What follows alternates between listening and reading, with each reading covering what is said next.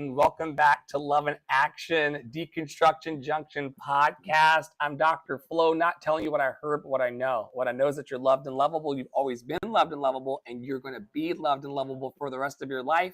I encourage, equip, and empower bold dreamers to use their time, talent, and treasure, making good trouble on the planet every day in clubhouse rooms, YouTube videos, TikTok videos, Instagram chats and reels. We're everywhere trying to uplift the hearts and the minds and the spirits of the people, especially on days like today. But we're not going to get to that quite yet. I want to introduce you to our fabulous co-host, Tara Parolo Studio and Poppy Water. Tara, introduce yourself and then we'll get Poppy Water to do so. Welcome to the pod.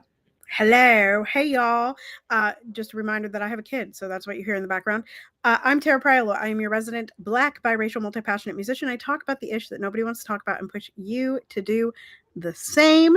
And I'm excited. Listen, I'm excited to talk about all this stuff today. We got a guest host. Poppy Water, who are you? Hi, I'm Poppy Water, aka Poppy Water 33 on all social media platforms. Just to let you know, remind y'all, I am a big kid, so that's what you're going to see in the foreground, okay, or in front of you, however we play that.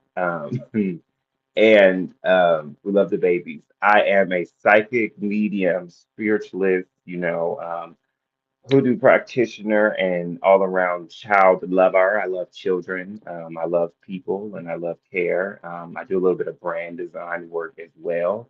And yeah, I got a few little tidbits I would like to share today. I pray we have a beautiful grand time. It's going to be a blast. Thank you, Poppy Water, for joining us. He decided he wanted to jump in this week, and we love when Poppy Water stops by as one of our consistent co-hosts and guests. Tara is out the gate first with this incredible subject that has been plaguing my TV screen for the last, 48 hours. Take it away, Tara. Talk to us about this bastard of a bill. So, BBB, the big beautiful bill, otherwise known as the big bullshit bill. You can listen. Would you make the next slide big for me, and I will read you some threads, friends, and then I'll give you a little bit more backstory. But let us read. Booker Squared says the budget bill has passed. I'm so sorry that Republicans care more about pleasing the wealthy than actually doing right by the majority of American citizens. I appreciate everyone who fought the good fight and pushed back. I appreciate the storytellers who were vulnerable and shared their stories about how their lives will be severely harmed by this legislation. I appreciate all of the community organizers who are already planning for backup support services. We will continue to fight.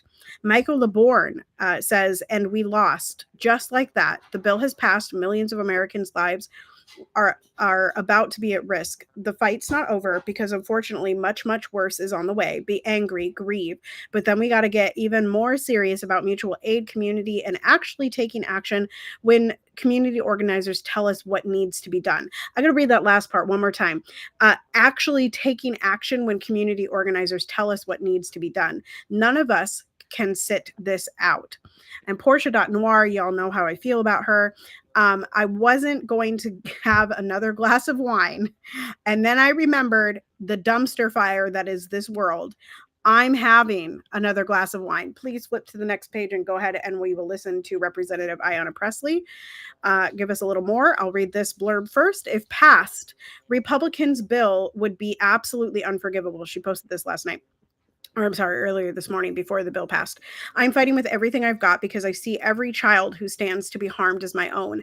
I see every elder who stands to be harmed by this bill as my own family. Millions of people could die. And behind every statistic is a person, a family, a loved one. And she has a video that goes with this.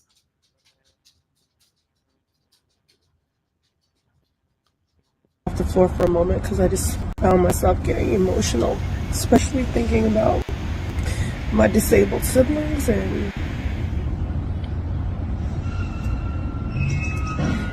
our current Secretary of Health and Human Services. And then this betrayal of a bill, this callous bill, and the impacts on Medicaid, the Affordable Care Act, and the Children's Health Insurance Program. It's not abstract. People are going to die.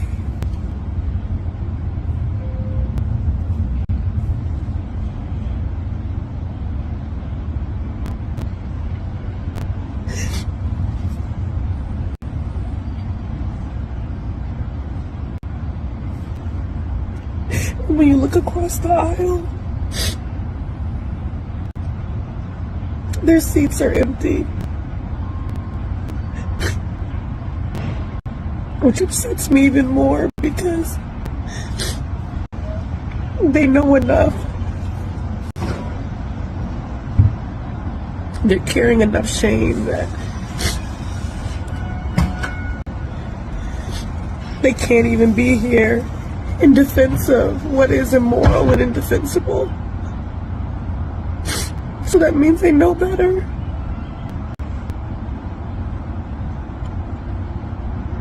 And they're still doing it. And they've wrapped themselves in some fake flag of patriotism, which is really just white nationalism.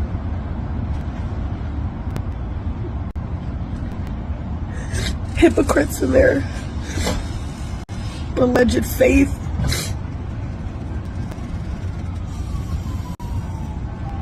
It's just godless. These actions are godless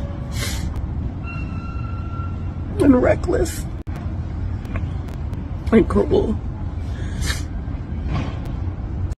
I just had to step off the floor for a moment because I just found myself getting. So for those of you who may not know what exactly the Big Beautiful Bill is, it is a budget reconciliation bill that has been in government over the last 3 to 4 weeks, I would say, being worked on in the House, sent off to the Senate. The Senate was cowards. They redid the bill and made it even worse than the House had it. And then it was sent back to the House. And the House Republicans were bullied. There were some that were thinking about voting no. And the last 24 hours, they have been bullied into saying yes to this bill, and it is being sent over to Donald Trump's desk. He demanded that it be done by July 4th, and the Republicans pushed it through. In this bill is the inclusion of kicking off 17 million people from Medicaid, also cuts to Medicare, also cuts to Planned Parenthood, and also more funding for ICE, just to name a few. And if you are interested in reading more, it is all across the internet. So, just do a little search, but that's just some surface level horrors of this bill. I'm looking up right now what the population of the United States is, and it just occurred to me what's going on.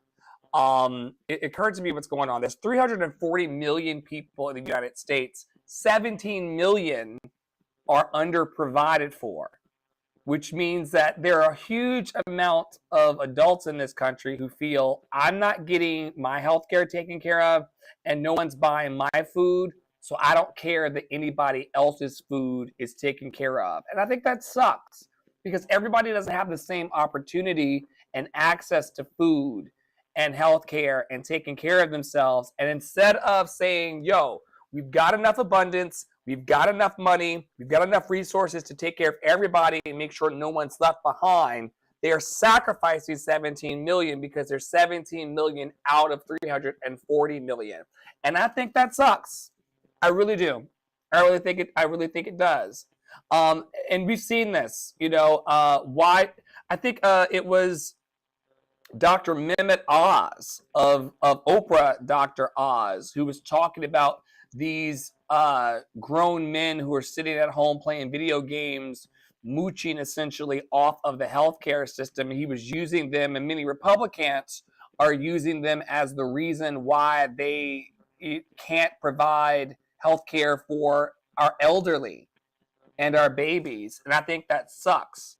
Because when I put it in context of 17 million people needing help, that's not the majority of people. That's not everyone in crisis. And like we talked about earlier behind the scenes, people care about their houses being on fire and their families' homes being on fire. They don't care about their neighbors' homes being on fire or their neighbors struggling. And that's the beginning, middle, and end of all of our fuck ups. Poppy Water, how do you feel about the big black bill or the big bullshit bill, or how do you feel about it? I just think this is just a firm thinning of the herd. And when I say the herd, I mean people that are more likely to band together and come out against this government. That's partly what I think it is. I also think it's just more so about billionaires lining their pockets, and it's a distraction.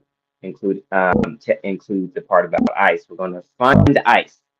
We're going to give more money to ICE because we told you, we made these promises to our followers that we would stop these invaders, right, from coming into our country. We would crack down on immigration and all these things to distract them from the fact that they're lining their pockets and lining the pockets of the rich, giving these tax breaks. So I feel like it's a cloak along with, let's kill off the poor, let's kill off the people that wouldn't agree with us anyways, those that would speak out against us, because we're not actually helping them in this deal either. So yeah, I also I see myself as more radical on it anyways, because one thought I'm not even gonna say in the public space, and then the other, I just think this is what hmm, these are the results of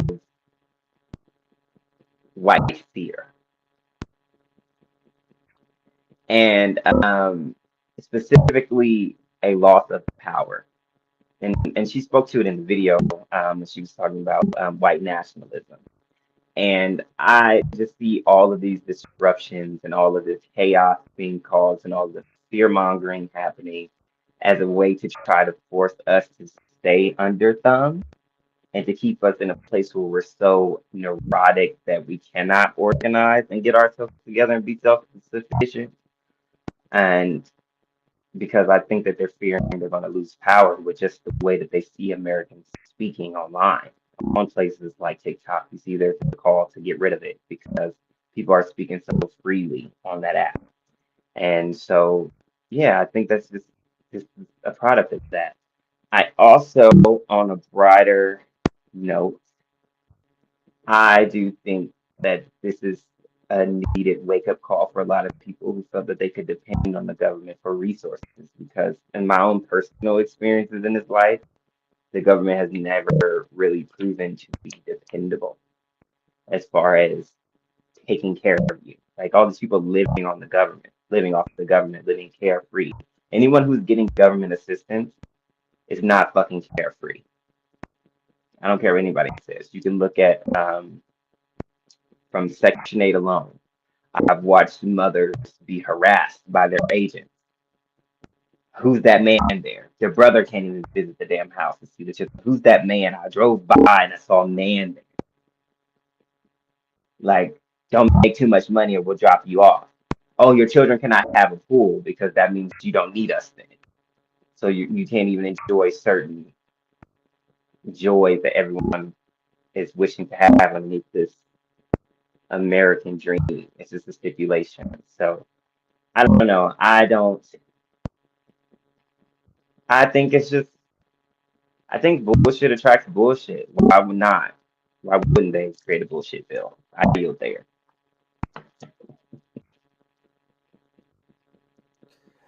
Thank you, Poppy Water, and shout out to Sister Murphy. Welcome back to the Fun Bunch. We're in Deconstruction Junction, where we are talking about all the things, and we started with the bill that was passed on Capitol Hill just hours ago.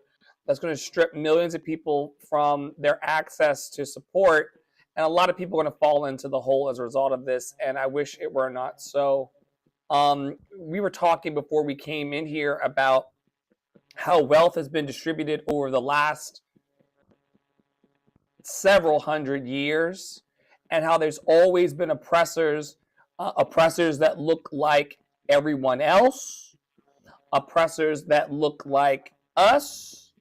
There's always been some kind of push and pull as it related to access and resources and people being able to provide for the legacy of their families and in the present moment. I wanted to talk today randomly about Mansa Musa because we have this idea that Elon Musk is like the richest man ever on the planet, and that there isn't any other kind of story. And okay, what's coming up for you, Poppy? Go for it. Um, I'm trying to see how freely I want to say this. I don't even think that bitch is the richest man alive right now. I think people with more wealth and abundance are not as reckless to put their own faces out there and to soil their legacy with the bullshit that he's used. I think he's just the richest man in our face right now, aggressing against the rights of the people and is aligned with the government and who in their own ways and connection points is tied in with the media. And so they're throwing it up in our face. I feel like we're steady getting, it's the shuffling of Elon and his money being tossed in our face, but he's not the richest man even right now. And yeah, that's all I'm gonna say. We're not gonna get into how he got his money, colonize our money. I think it's important to recognize that wealth looks like a lot of different people. And you can't really paint in broad strokes. You can't say that Black people inherently are not wealthy, and you can't say that white people are inherently wealthy. We have tons of examples of a difference. This is from March 9th, 2019. Is Mansa Musa the richest man who ever lived? I'll read a couple passages of this. Another oppressor of our time, Amazon founder Jeff Bezos, is the richest man in the world according to 2019 Forbes billionaires list, with an estimated fortune at the time of this writing of $131 billion. But he is by no means the richest man of all time. The title is believed to belong to Mansa Musa, the 14th century West African ruler who was so rich his generous handouts wrecked an entire country's economy. Once again, he was so rich his generous handouts wrecked an entire country's economy. Contemporary accounts of Musa's wealth are so breathless that it's almost impossible to get a sense of how wealthy and powerful he truly was. Rudolph Butch Ware, associate professor of history at the University of California, said Mansa Musa was richer than anyone could describe. In 2012, U.S. website Celebrity Net Worth estimated Mansa Musa's wealth at $400 billion. But economic historians agree that his wealth is impossible to pin down to that number. Why do you think our wealthy to the room are not so generous that they're trying to wreck the U.S. economy and other economies? Is there overlap between what it means to be a billionaire and generous or not? I argue that so the part where it says he was so generous that he wrecked another country's financial ecosystem or economic system, some ecosystem. Most likely he wrecked that system because it was built on lack and a hierarchy based on people someone not having what another person has to be able to tier and stack on top of one another. And I think we're in a different state because the millionaires that we're dealing with today are a part of a similar system that he may have crashed by being generous. Because I I doubt that there weren't wealthy people within that system in those countries. They just were either holding on to the wealth or it was just not being distributed equally. So once you give those impoverished or those with the have-nots, you give them something, then it throws off balance. But is it as chaotic as it sounds for everyone to have equal opportunity unless you have those at the top wanting to scramble and still have the most because that is connected to political and social power. So that's my tidbit.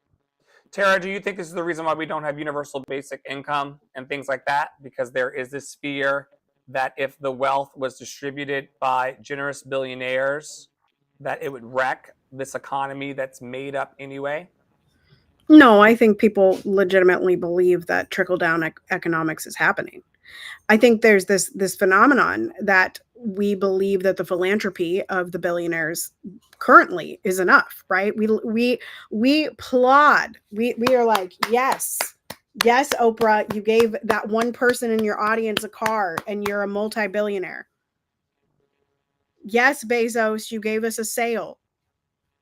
You know, like $100,000 or The Rock, any of these rich people, like, right. The Rock gave back to, I think it was Hawaii, back when something happened. I don't remember exactly what it was, but we in society are essentially praising people for the bare minimum, right?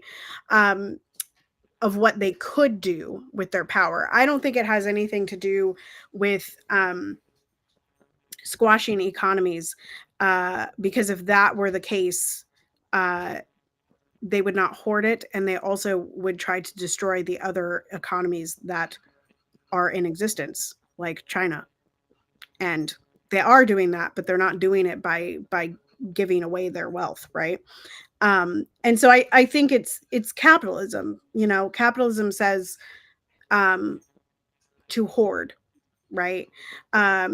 And even like the quote unquote good billionaires, like you look at a Warren Buffett, right? Who is, in my opinion, someone that has become known as like the good old man, right? The good old man billionaire. But he's hoarding wealth too. Like, so he doesn't spend it on his cars. He doesn't spend it on his kids. He doesn't spend it, but yet it's not going back out in the community. It's being hoarded until he dies, in which case it will go to his children. And I just think that phenomenon is real. I think about my family, and it's like, yeah, there's money there for the will, like it's written in the will, but like, why are you hoarding it now? That's a societal, capitalistic ideology. And I really don't think it has anything, like, I don't think it's in the goodness of their heart, like,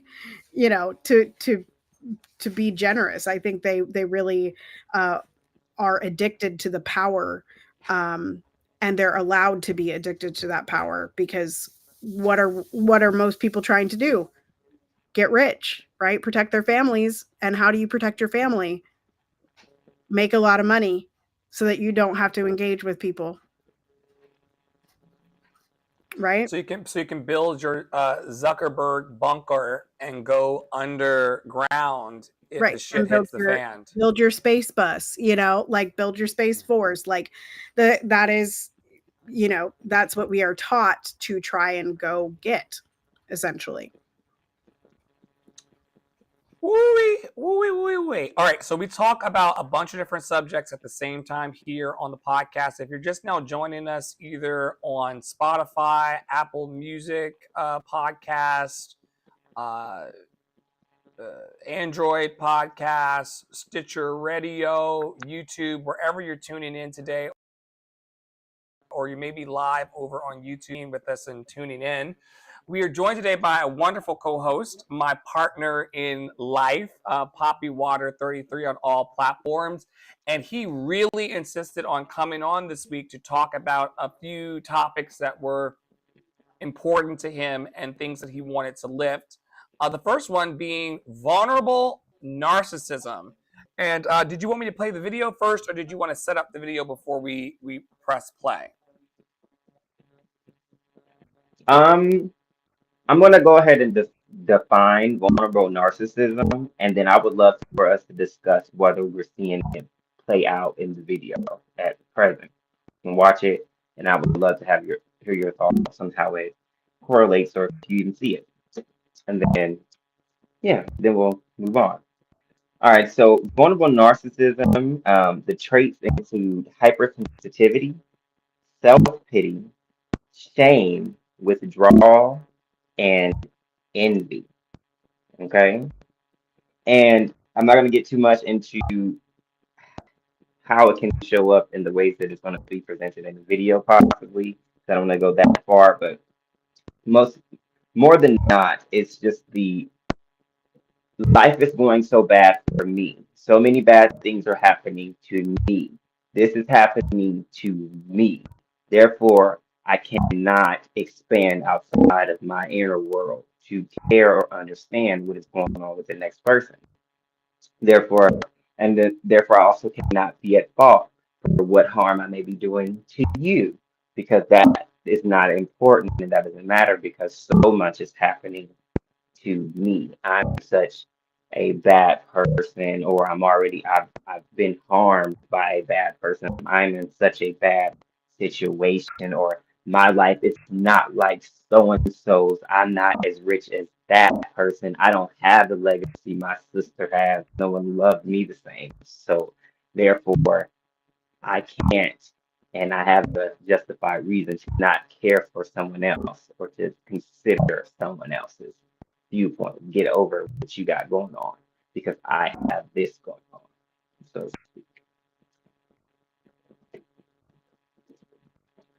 Does this align, Poppy Water, with what I call the oppression Olympics? If I had $1 for every time someone came into my presence and said, you know, my grandma and my great great grandparents were in the Holocaust, and you know, and treat me special because you know I'm vulnerable because of my history and my past, and then you get the black people or allegedly black people going, you know, but what about middle passage and the fact that we've built so much in this country and not been honored for it? Do you think that that is part of the vulnerability narcissism? I think it is. It depends how it's used, in my opinion, and how it shows up. Because in that example, when you have black people like saying, "Well, what about the middle passage?" Um, it's in a gray area whether they're showing vulnerable narcissism, but if specifically if you have someone who is of European descent or defines themselves as white, if they're going in response to someone saying to an African American saying, "Hey, we're being abused by the cops. I want help. These laws need to be changed. They should not be able to harm us in these ways. They should not be able to stop and frisk us," for example. And then the response is, "Well, we went through the Holocaust. The Holocaust was worse. You should have seen how people were rounded up during the Holocaust, being taken to internment camps." That's a different type, like, you know, like in order to minimize someone else's needs or response that they're asking for in the moment. That's where I see it kind of playing out more so. And the going back and forth, I think that's why I say it's gray, because African Americans would technically still be doing so and trying to minimize what happened to the Holocaust. But it also could be true, like, hey, I acknowledge that, and similar things happen to us, and I'm asking for a different issue to be resolved. It still doesn't make my present issue any less important. So that's why I say it's like gray. But if you have African Americans, let's say someone is being oppressed of another group, and then they decide to say, well, we have slavery, get over that. It would be the same, it would be showing up as vulnerable narcissism in that way. Well, I'm oppressed, so who cares what's happening to you in your present? I have been oppressed, so that doesn't matter. It's not a problem. I can't stand the oppression Olympics, especially when there's so much to heal and a need to come together to help everybody. Let's go into this video and see what happens here. Oh my gosh.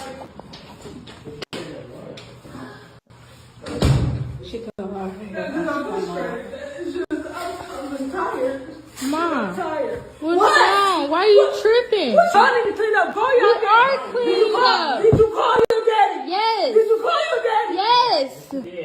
See, Dre's cleaning up. No, I don't care. Hurry up, because it shouldn't have been dirty in the damn first place. Oh my God. Mom, we just got up and ate and stuff. It don't matter. Shit, I'm tired. Damn it, I'm tired. Oh my gosh. Mom's not that serious. Calm down. Calm down. It's okay. It's okay. No, the what? Okay, all right. All right, baby. Go, just hurry up. Did you call your dad? Yes. Yeah. Mom, why are you tripping? I'm not tripping. I'm not tripping. You are. Not just clean up. It should have been clean. Mom, we just got up and ate. It should have been clean. The house is nasty. I'm tired of looking like this. I don't, no, Mom. it's just too much, okay? It's too much going on.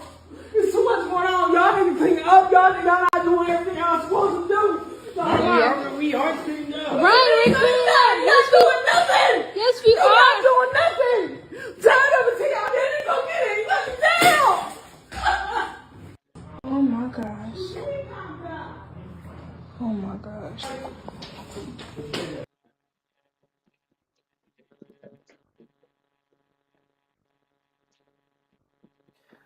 I didn't realize from this rewatch of this that her hair was in the damn sink. Yeah.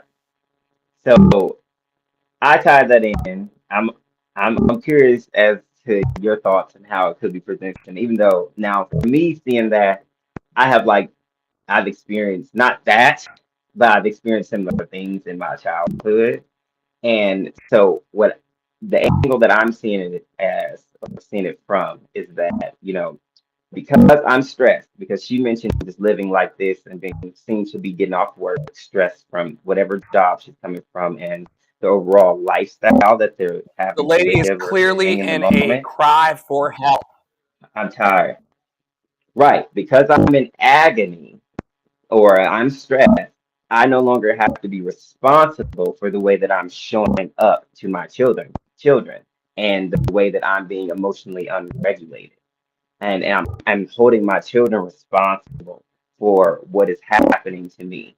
And even trying to relinquish having the kids and first to tell them to go call their father to be with their father. And there's no thought or understanding of how this is affecting the children. And then also I'm looking at the house. I didn't see what she was describing as filthy, nasty. So for me, it showed up as vulnerable narcissism in the way that not so emphasized in the ways that we talked about as far as the government, but just in a I can walk around unregulated. My world is all that matters because I'm stressed.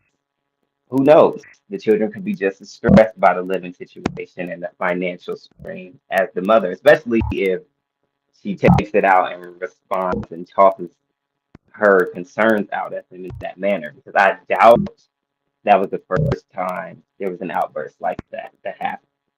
Now I don't know if she probably ain't cutting her hair every time, but it's still like the point. But it's also more to be interpreted by the video.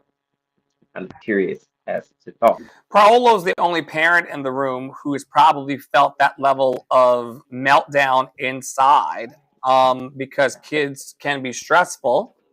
What did you see coming out of that woman, and how does it relate to centering yourself when you feel vulnerable? I read the caption and listen, like, I guess I don't see it as much as vulnerable narcissism. I see it a little bit more, as you said, Dr. Flo, which is that it is a cry for help. Like she's very clearly in a mental space that is overwhelmed. She's tired. She's, and this is one of those things, like we talked about black fatigue a couple weeks ago, but this is a woman that has multiple kids, right? We hear them in the background. And also is, the father is not at home. right? And there is an emotional labor and a amount of labor from being the person in the home all of the time that, like, I mean, yeah, there's a preservation and that comes up, and there's a desperation that comes up in that, and it's not like a I need to care for myself. It's a I literally cannot survive this way anymore. Um, like I mean, I've been at that place, like when Piper was not sleeping, when the house, I would walk out and then like the dog had barfed on the floor, or like, like even yesterday, there was water in the basement, the air conditioner had broke. I'm the one home. I'm the one that manages the finances. I'm the one that cares for the baby the majority of the time. And I only have one baby that's not old enough to clean or to help. And I have felt that level of like, oh my gosh, This is not sustainable. I cannot keep going on like this. Right. Like, yeah. So I guess like my mama heart empathizes with her, because I think that every caregiver that has been at home with a child that also then manages everything else in life, because the capitalism tells us in this case that the male figure should just have to go earn, right? Should just have to go earn. I understand that place, and I'm also a stay-at-home working mom, right, y'all? Like, there are so many ways that I feel for that woman. I would never call her narcissistic. I simply see a very overwhelmed mama that needs some help, and she doesn't know how to ask for it. I don't see that as a neglect of her kids. I don't see that as a anything towards the kids. One glance of her house could have been cleaned simply because she cleaned it the night before, and she woke up still feeling panicked about what happened to her nervous system the day before because her spouse and her kids left it a mess. And she's at the end of her rope. And this is the only way that she can ask for help, or this is the way that she can get attention, because a lot of times people are just walked over. Right. And so I just, like, I'm defending this mama bear without knowing a lot, but I have been there, and I've only been a mom for 14 months. I've been at that point where it's like, she said it time and time again in that video, I can't do this anymore. I can't do this anymore. I'm so tired. I can't do this anymore. I am so tired.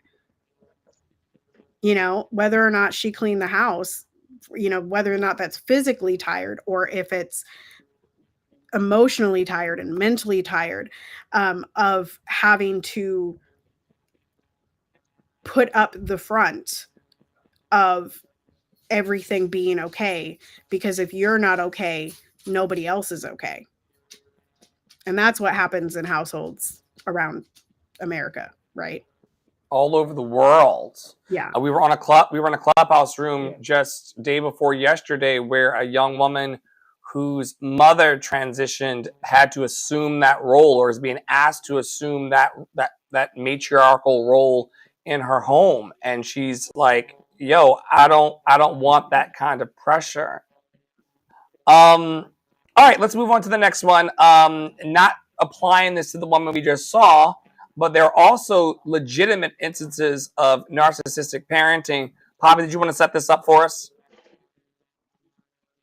Yes, I also think you said it perfectly. And I wanted to mention that I'm grateful for your opinion on that, Tara, because I said I saw it through my own spin and lens at the same time, but it was very much open a little bit, because even just coming back to it, I was like, she could be fitting that standard, she could not be fitting that standard as far as the outburst, but I don't know what happens in that house.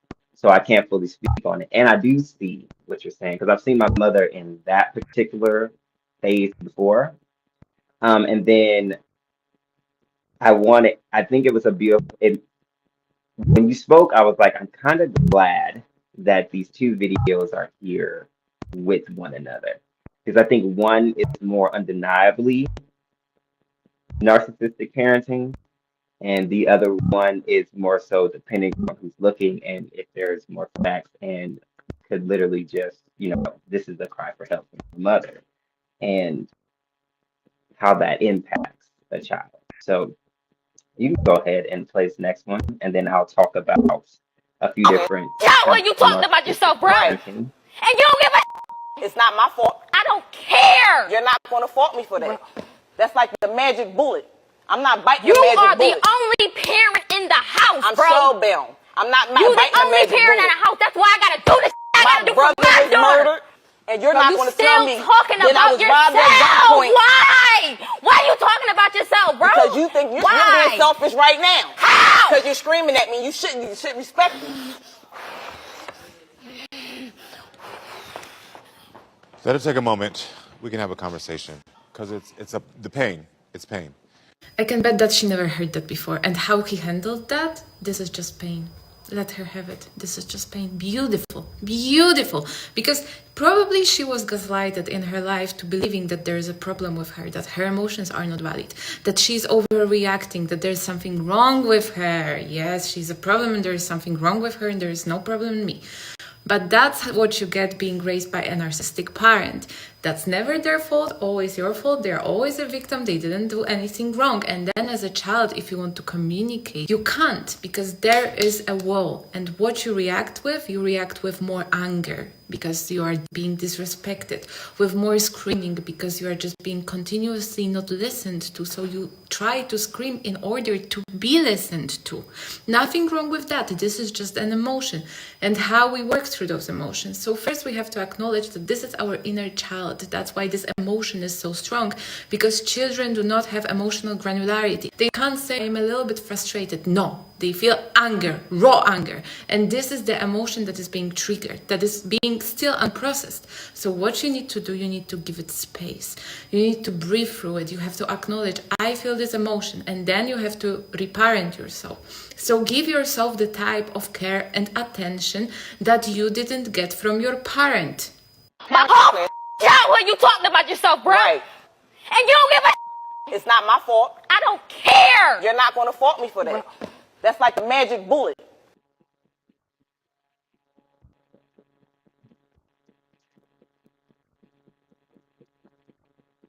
Wow. Wow, indeed. And I'm glad I'm also very glad that it played a little bit again at the end because it just really further highlighted what she talked through as far as what happened in the video. Clearly, you see the mom centering her experiences. Nothing's my fault. It's not my fault. You're not going to fault me for not giving you what you need or for not hearing you or for having to talk about why I can't show up for you because of what happened to me. And clearly, that was her daughter's experience growing up, but she didn't want to hear that. And so when we look at which I think that is a firm case of vulnerable narcissism, and there's other types of narcissism that do show up in parenting, and specifically for vulnerable narcissism, as we've seen above, parents view their child as independent. Well, they view their child's independence as or happiness as betrayal sometimes. They can also use guilt or emotional withdrawal or silent treatment to control their children or to make them get in line. Or, like she said, you're loud, you're disruptive, and I have all these things going on with me, even though the child is just simply trying to convey how they're feeling and what they're going through. They might even say things like, after all I do for you, this is how you treat me. That whole shebang. And then out of that, children just really learn to attune their emotions to others so that they don't feel guilty. They become adults that are like, I have to morph and blend in order to not hurt people's feelings, in order to be considerate of other people. I have to suppress my needs. And they even feel selfish for having boundaries at all in the first place. It also can lead, like I said, which is those are all symptoms of people pleasing. It can lead to people pleasing and just anxiety around relationships when they're adults, and that's just vulnerable narcissism. And then you have grandiose narcissism, which is very overt. It can show up as overconfidence, entitlement, dominance, or need for admiration. Okay. Also be linked with extroversion and low agreeableness. Like I'm, I'm right, you're wrong. That. In parenting, you may see it as the parent seeks to live through the child's achievements. My daughter, I'm putting her up on the stage because I always wanted to be a cheerleader. My daughter's going to be a cheerleader. She's going to be good for mommy. Mommy wants to do this. Child is expected to be exceptional, to reflect the parent's status. My child is an amazing singer, so that means that I'm good. I'm a great person. That my status is higher in society because my child is this amazing singer with these plaques, or my child has straight A's. So that makes me a good person and raises my status. And then it also comes with conditional love based on how the child does. If you don't do good, well, then I treat you poorly. If you do well, then I give you all the love and the affection that you need. And that's the grandiose. Again, this results in children feeling like and turning into adults that feel like they have to earn love by being impressive. I have to impress people to be liked. I have to do what they like to be loved. Those things. It can lead to, again, that suppression of emotion and constant self-monitoring and fear of failure. And then you have malignant narcissism, which is narcissism kind of paired with antisocial traits and paranoia and aggression. So it often overlaps with people being labeled as being psychopathic or those borderline traits. In parenting, it's when a parent uses fear, humiliation, they gaslight, or full blown just use violence to maintain control. And there's clear examples of that. We got I almost said capital punishment, girl. I hope not. Um, I don't know why I can't think of the name. Is the proper name for when people are using belts on their child. Um, Physical punishment, I guess, to maintain power. Okay, and the children feel like they have to walk on eggshells, and they feel emotionally neglected because everything is solved through violence or that humiliation or intimidation. Like, I think about parents who make their children do push-ups, and there's no conversation around the wrong or getting an understanding on why the child had the misstep. They just know if I do something wrong, I'm doing push-ups. So now I'm scared to do anything wrong, and I can't even ask or talk about it because I don't want to be seen as being disrespectful, i.e., the gaslighting. And so I'm just scared to even have the discussion. So I never really develop in the area. I just know to either hide or make myself smaller or to avoid the situation altogether if I can. It really doesn't fix anything. This makes children grow up and become people who internalize their worth as being tied to being obedient and to survive. I have to listen and follow the law, follow the rules in order to survive. They also develop PTSD. Some can be dissociative and become emotionally numb. And they may adopt a like fondness behaviors, I guess. When that showed up, I looked up fondness. For me, that showed up as like fawning behavior, like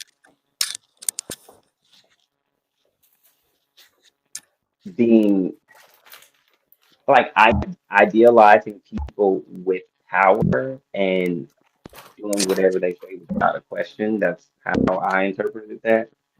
And then you have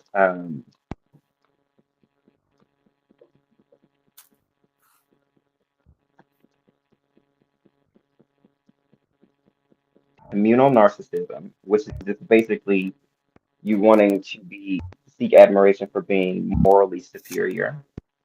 And so I'm the best parent. I'm the more holier than thou parent. And that's showing up, being by demanding that. I'm the perfect parent. Child is guilted into gratitude or silence. Like, say thank you. I'm doing this for you. I'm a good mom. Did not buy you those shoes. Did not buy you that shirt. Which again it leads to emotional neglect. Their self-worth being around I'm being good, right? Or I sacrifice my needs.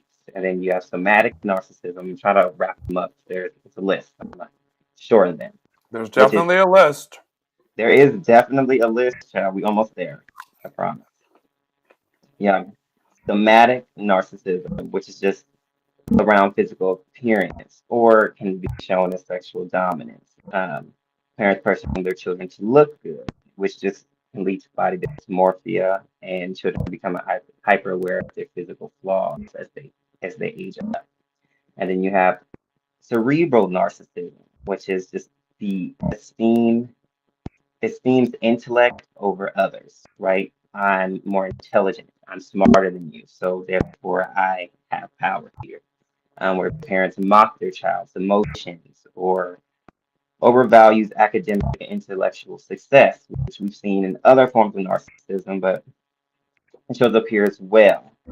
This can cause children to feel like, what I know makes me have value. If I don't know enough, if I'm not smart enough, then I'm not valuable.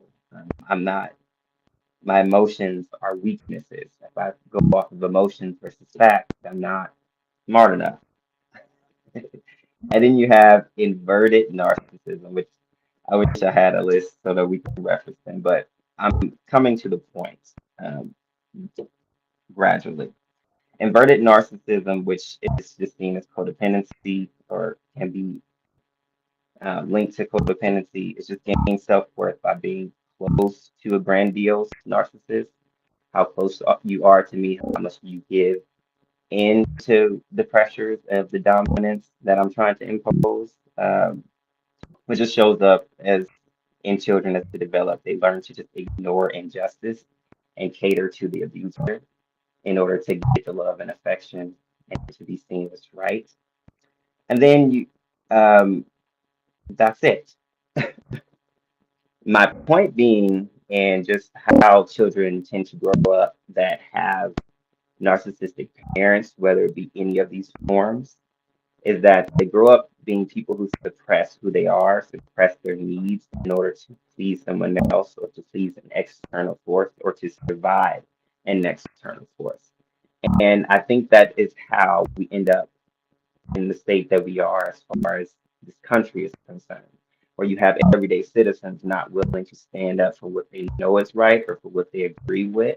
Um, in themselves and out of fear of either not wanting to be harmed by external force or not being loved or accepted by an external group or person or out of guilt or shame or just feeling like internally my opinion really doesn't matter. I'm just this one person, so let me assimilate into the group and give in.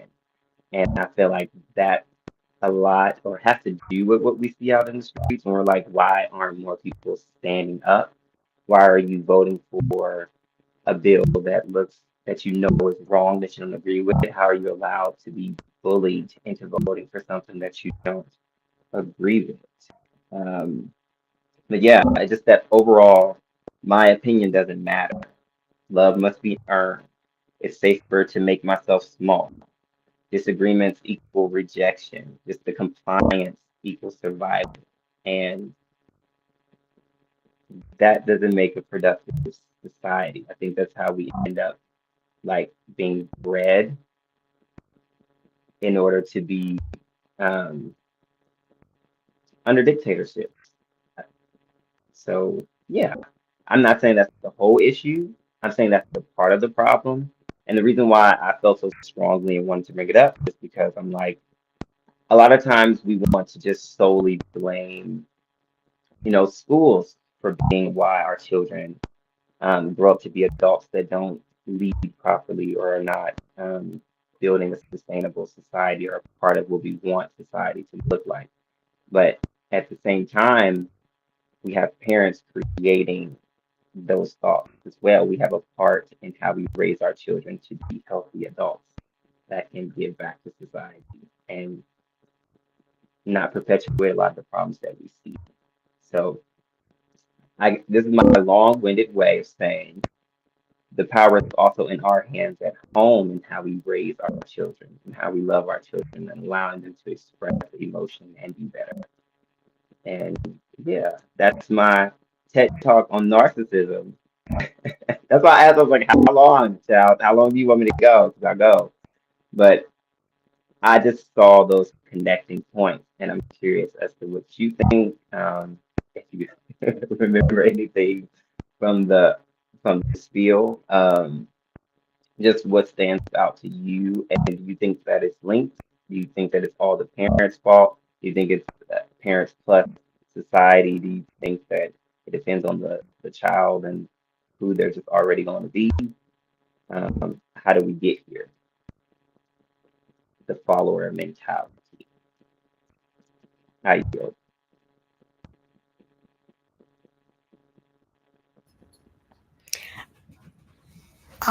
Listen, I still like, thank you for the explanations. And at the end of your share, I think, what do I think? I think there's a lot of binary thinking, right? Like, and you pointed to it at the end, like, oh, a lot of people blame the schools, a lot of people blame the parents. It could be both. It could be neither. Could be both. It could be neither. Because in that video, like, I mean, I did see obviously a kid screaming about the way that they felt like they had been raised. But I also saw a mother who was, I hope that's fireworks. Yeah. I also saw a mother who was trying to maintain her boundaries. And so I think, like, you know, like there's so many words in our society that get these negative connotations, but at the same time, like, it's not always the mother's fault sometimes, and it's not always the father's fault, and it's not always like the parents' fault, it's not always the caregiver's fault. Sometimes it's the interpretation of the kid, and how they see the world. And we also, like, I think there's sometimes this idea that, like, I talked about this in a Clubhouse room last week. There's an idea that parents have to give up their entire identity and all of their boundaries simply because they have kids, simply because they're parents. And the real reality is that, like, we do not need to. We are whole people too. We have our like, at the beginning of your share, I was like, is it always the parents' fault? Is it always the parents' fault? Yeah, parenting is the hardest job that exists, but it's a job, right? It's a job. Like that, like that's what Tony's saying in the comments, y'all, that can't see that on the screen. But like, it to me, it's so like to label a mom saying like, no, that's not how I saw it, or like, you will not yell at me this way, you will respect me. That's two people communicating.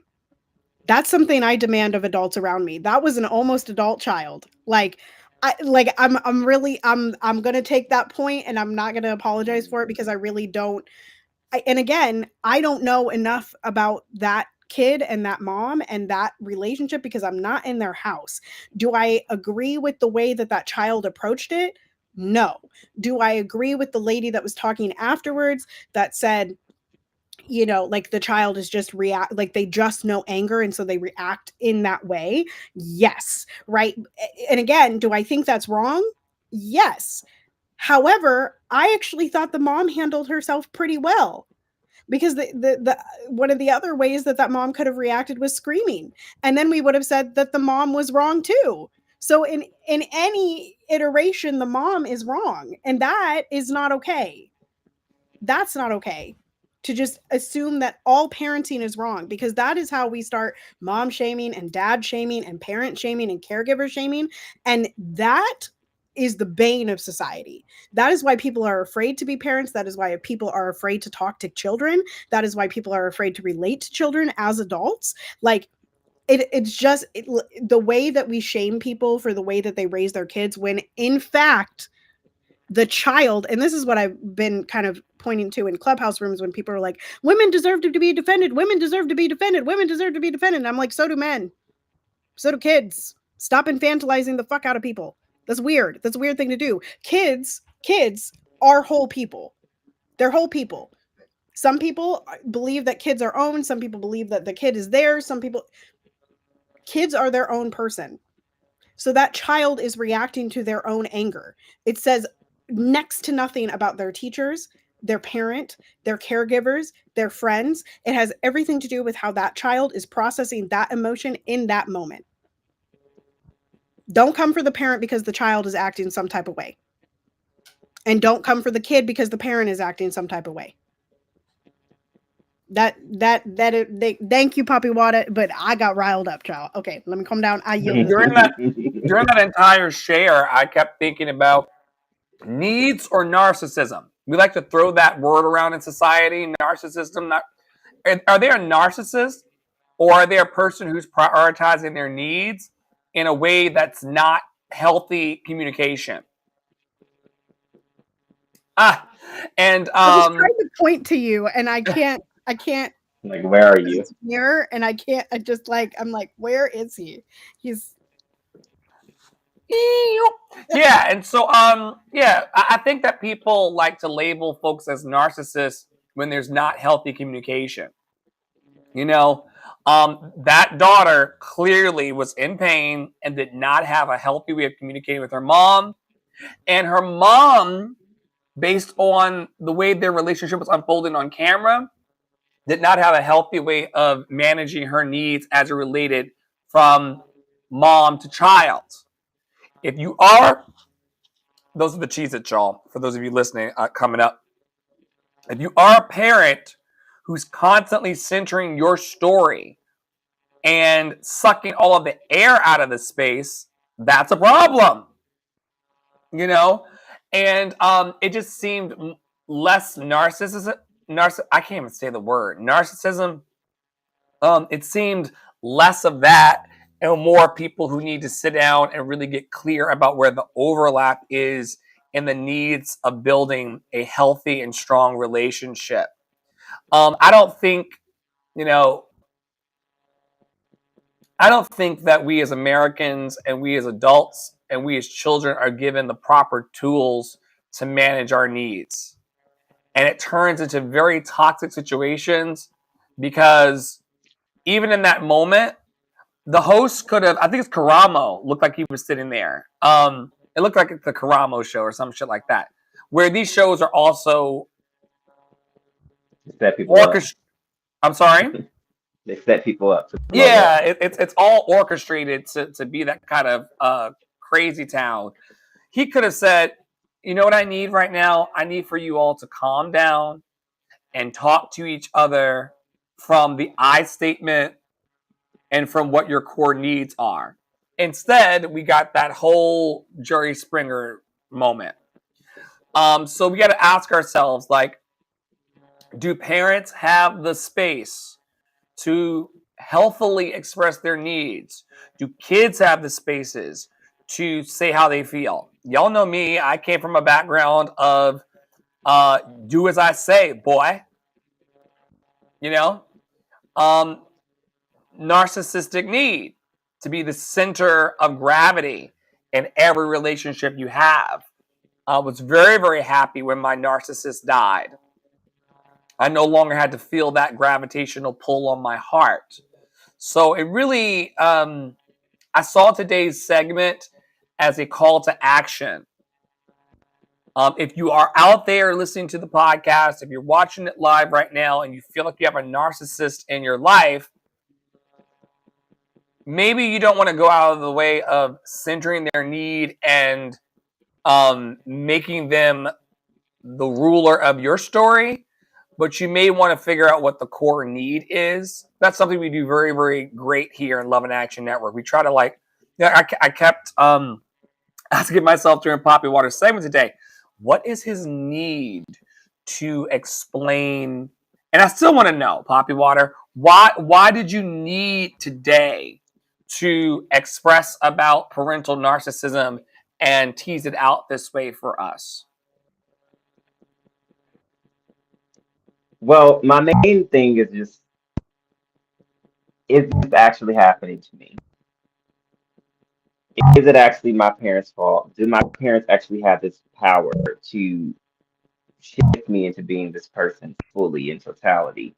And also wanted to bring the notion of like, are these types of relationships where the child is seeing the parent as narcissistic, the parent is seeing, I don't know how to relate to my child, or I'm having struggles, or I'm overwhelmed as the first mom is? Are these types of dynamics um, more imposed on marginalized families who do not live above a certain wage? Because there's more stressors involved. There's more time spent at work. There, where is food coming from? That worry, that concern. You see more marginalized families being broken up due to stress. There's not two parents in the household, things of that nature, and just the pressures of society also coming down and affecting the ability that the parent has to parent. Because I'm not someone who personally blames my mom and dad for everything. I see moments where my mom and dad could have done better, and I am, as an adult who can look back and see where they could have done better, I also have the same mind to figure out what can I do to heal and help myself now. As she talked through when she responded,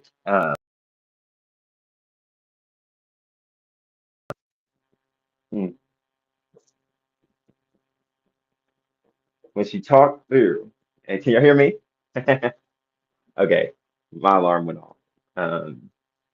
Bedtime. When she spoke and responded to the video, she was giving the tools on how in the child's place, not being a child's place, but in the the daughter's energy. If you're in that position where you're getting angry and you've never been really taught to regulate your emotions, to take time to breathe and to process what's happening before responding versus blowing up. She kind of spoke through that, and to kind of parent yourself in that moment and not be so expecting someone who never had that to give that to you, right?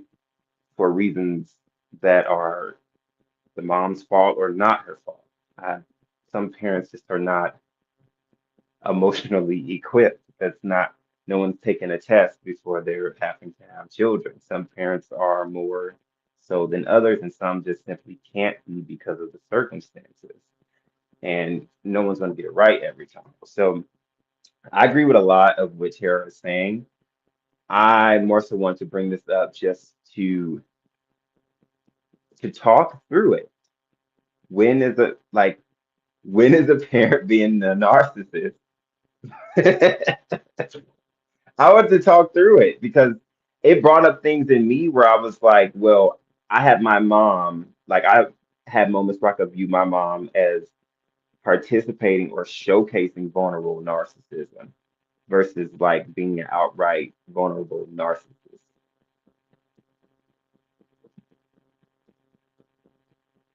Sarah, are you okay? Yes. So, complete your last thought. I think you're frozen. He's not frozen for me. Um, Um, yeah, my whole thing, I just wanted to talk through it because I had an emotional response to it when I first initially seen the video, and I just began to be on a spiral between like narcissistic parenting and versus it being the parent's fault or the child's fault or whoever's fault. And I've been in the place where I wanted to blame my parents for everything. I've also been in a space where I see where they didn't have everything they needed from generations before them or just How from the support and the community. So how would I communication have healed it? How would having better tools of communication healed it in your past, Poppy? I think it would have helped me to figure out sooner that I had a voice to speak out. And that's also why I connected it back to raising children who, like adults who are followers, how we're in these pressurized systems in our homes where children don't feel like they can speak up. They don't feel like um, their voice matters. And it could have been, a discussion between mom and between child or parent and child to go, well, I'm able to convey how I'm feeling when I'm going through, parent saying so, and also what are you going through, child? What are you experiencing this as? How is this landing on you? What are your needs in this moment? How can we better understand each other? And I see that as if we could do that in our homes, then we're better equipped to also do that in the world. And I can see us getting to a better state and place than where we are now, where everyone's so hell-bent on naming someone as something versus being able to speak up, articulate their needs and wants, and fight for it if they need to, or she found it, or not fight, just have a discussion about what is needed versus the othering and the name shaming. Because some people are narcissists. Some parents That's fit true. those I descriptions, also want to and remind our some people are listeners that not. Go ahead. most people who are diagnosing someone as a narcissist does not have the qualification to do so. I want y'all to know that And even the narcissism. people that are diagnosing that have the qualifications to do so are following a book that was written by. I'll stop there. Yeah, well, I mean, yeah, the Wahite. And listen, I looked this up. Narcissism is not like a mental illness; it's a personality trait. It's a personality trait. It's something that we learn and then integrate into our personalities, and then we live it through. Also, Tony of People Are Our Greatest Resource, one of our favorite networks to collaborate with in these parts, says, remember, narcissism is a spectrum. It's not bad at the other end. Narcissism for Tony equals self-preservation. And if people are trying to preserve themselves or protect themselves, the biggest question in the room is why. And not just the why on the table, but what we teach in our network and what I teach in my studio, the why beneath the why beneath the why. How many whys deep, Tara? 5. 5 whys deep.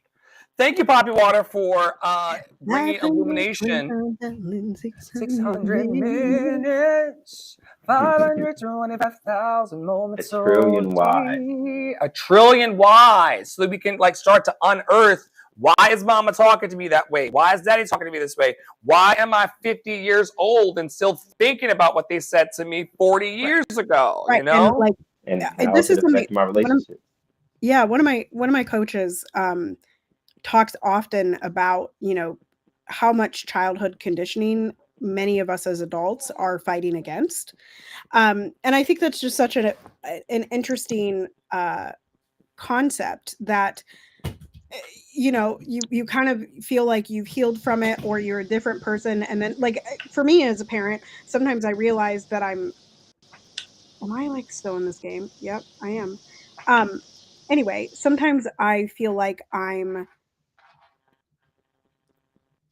healed from it, and then I'll realize that I'm doing something with my kid that my mom did with me that's not empowering to me, right? It brings up a memory of ooh, that's not it. But just I think the thing, and Poppy, you pointed to this in your share, and I swear I'll let us move on, is that some of the reason, you pointed to it, you pointed to blame. We've talked about blame on this podcast before. We've talked about blame in the clubhouse rooms. We've talked about blame a lot of places.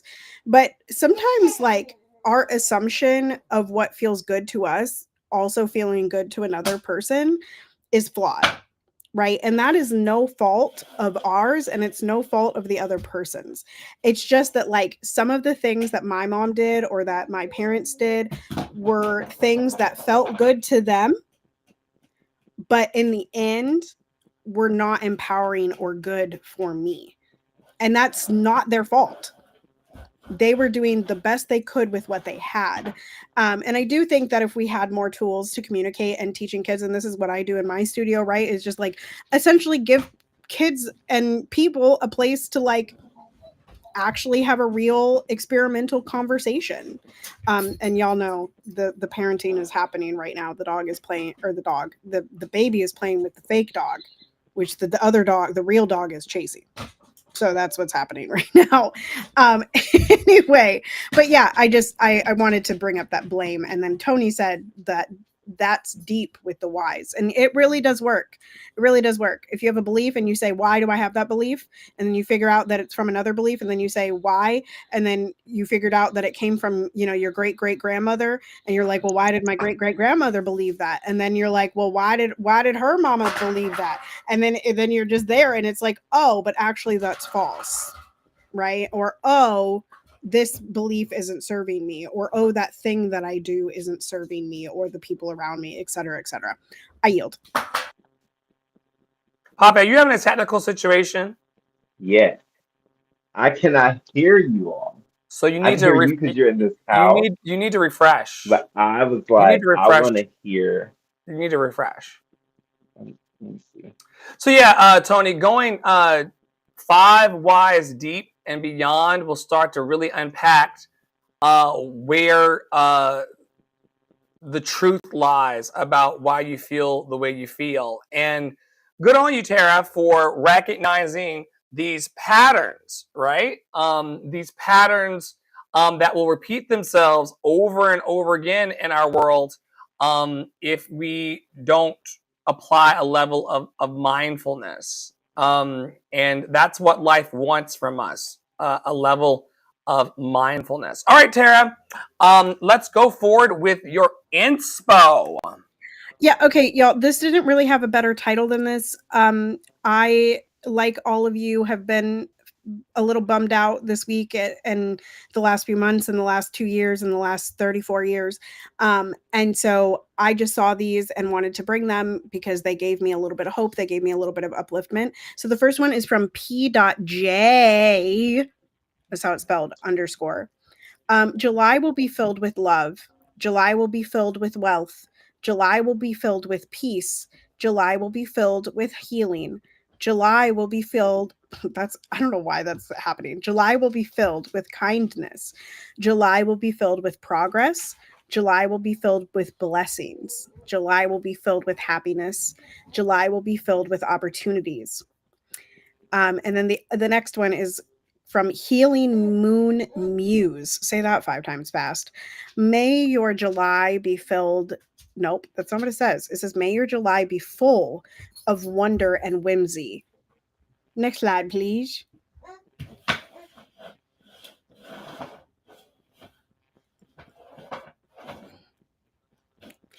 Okay, so this is from The Reclaimed. Those of you that have been here before know that this is one of my favorite accounts on the whole entire internet. Okay, I think her handle is the same everywhere, but I think on TikTok, her name is Shirley Chisholm Folding Chair, and every time I see it, it just makes me cackle. But anyway, this says, and I think this is important.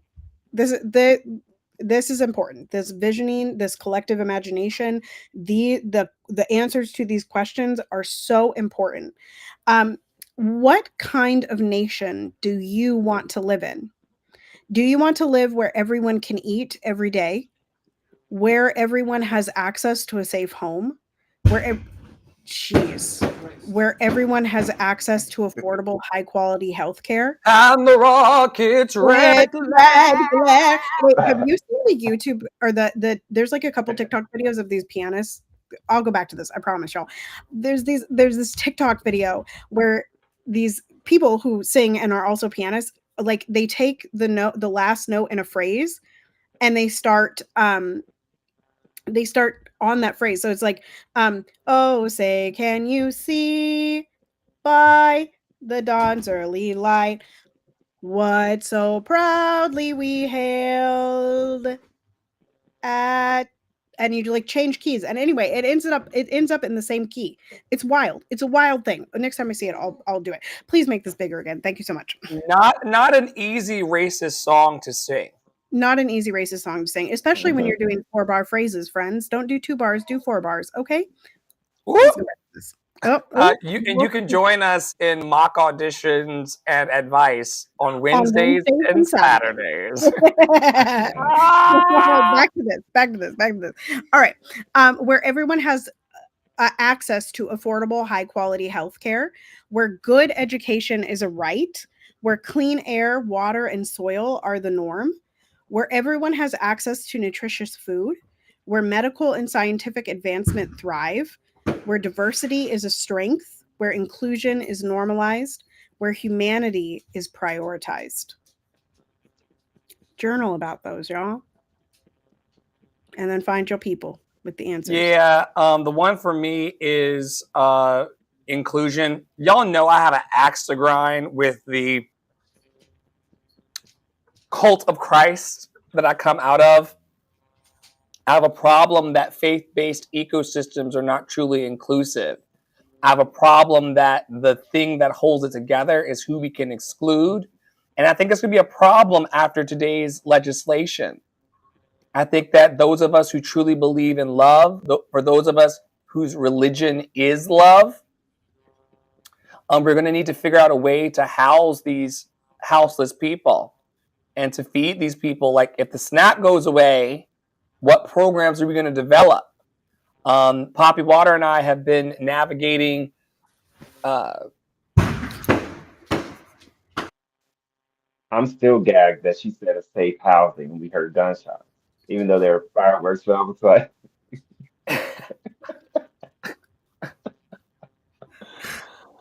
Safe housing.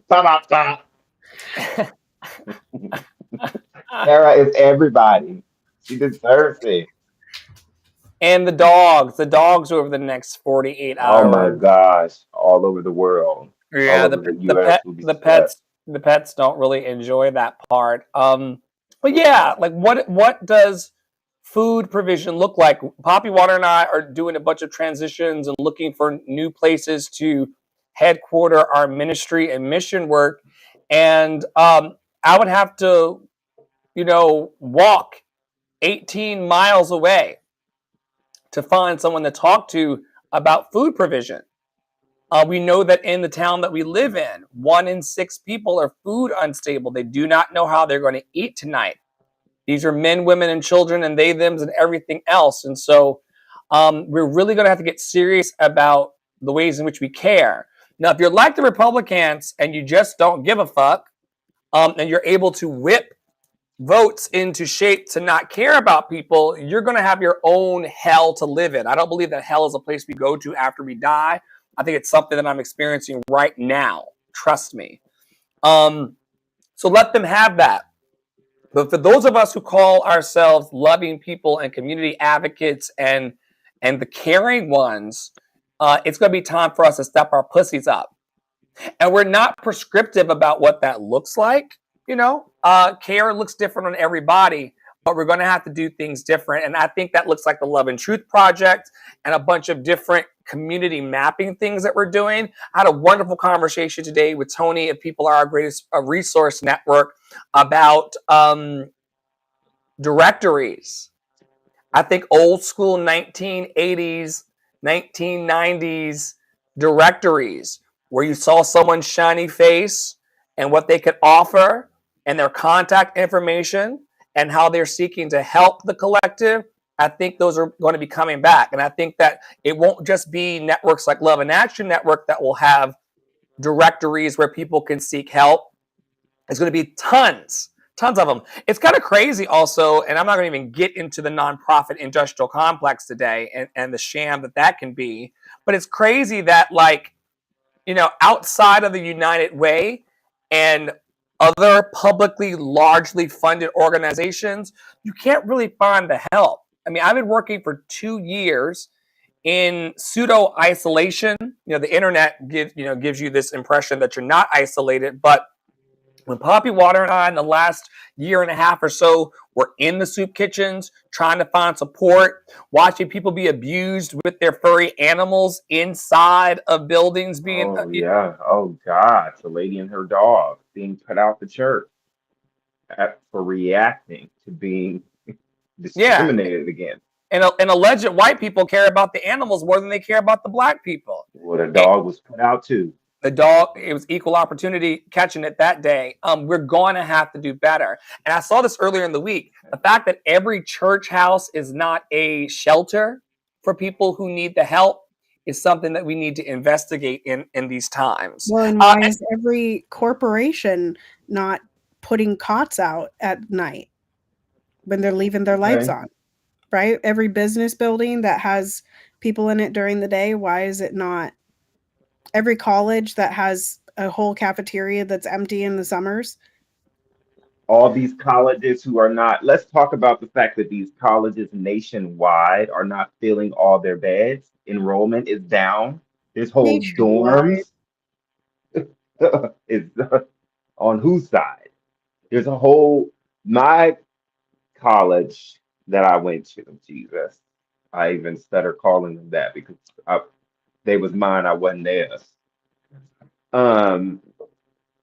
They had whole dorms, a whole dorm being closed because of enrollment being down. That's like what? We got like 20 rooms per floor, 10 floors on each side of the building. And the whole building's closed, but no one can sleep there. No homeless people can sleep there. We have nowhere to put them. They done built this Alcatraz. We talked about that. They built Alcatraz in a few days. They built bunk beds. 8 days. In 8 days. It took them 8 days to house build hundreds of people. Yeah. It's wild out here. And I see you, Tony. I know that you can. I know that you will. I know that we're going to connect it. And for those of you, we hang out in the clubhouse spaces. We're always trying to pay attention to the pulse of the people and what they're feeling and what they're saying in the moment. We love social audio and all of those spaces. For those of you who say, why hang this on the Christians and the Christianes? Why are you attacking the church for the lack of care? Well, because y'all are the people. Care. Exactly. Yeah. Jesus was feeding people, taking care of the outsider, throwing an amazing party. We've been talking all day about how Jesus allegedly turned that water into wine. Why don't we see the rejoicing tonight? That's what I'm going to say. All three of us, y'all can join us when we get off here in the Uno room. Okay, you gotta come to the WhatsApp community for that. Okay, but y'all know how to get there. Loved and lovable link. Loved and lovable link, and you can find Tony in his universe and community. He typed it out right there in the comment section where I'm pointing at. Right there, it's on the screen. Okay, you can search that. And she found her blinker, y'all. She found her blinker. Well, you're like in this weird like. I can point directly at him, but I don't know if I am. Got it. They're scaring me. Are you mirrored or not? You have mirrored image, or are you in the opposite direction? You can change your settings and decide where you are. Okay, girls. Because when I came back in, it was definitely showing my back camera, and I had to hurry up and figure that out. I'm glad you were in the big screen. Look at that. Yes, Tony. I am. Are you? Yes, and there's Uno. We're playing Uno for those of you on an app called Play-Doh. Yeah, and I gotta download that. Well, and for that particular game, you don't have to download, but we're going to be playing like over 50 games together and just really trying to have joy in these crazy times. So, get rid of your revenge porn. I have to say this so that we don't become vulnerable narcissists. We gotta. No, that something good is happening. I really do believe, King, that the cure and one of the antidotes for the pain and the venomous energy that we're feeling right now in society is going to be community. One thing that we believe.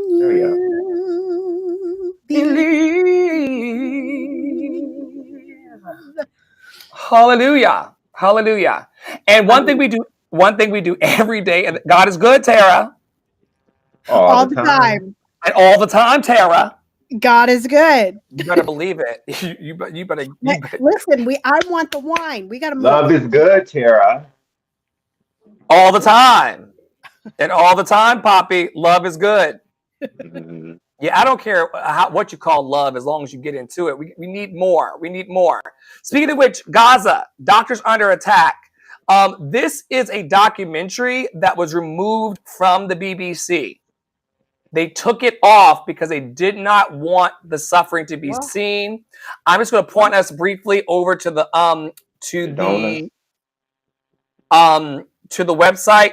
This is Substack has changed the game. Zetio is a new media organization. Got to share this tab instead.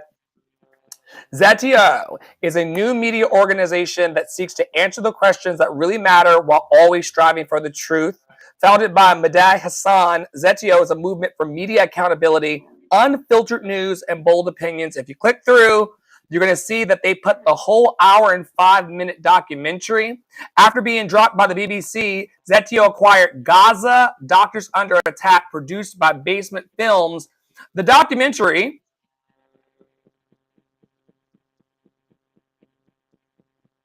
I don't know what I was about to say. That was there it is. The documentary shares the exclusive testimony of Palestinian doctors and healthcare workers in Gaza and examines the Israeli military attack on hospitals, which is a breach of international law. Y'all, they are breaking international law. They are harming people globally, and the media people in power don't want you to see it.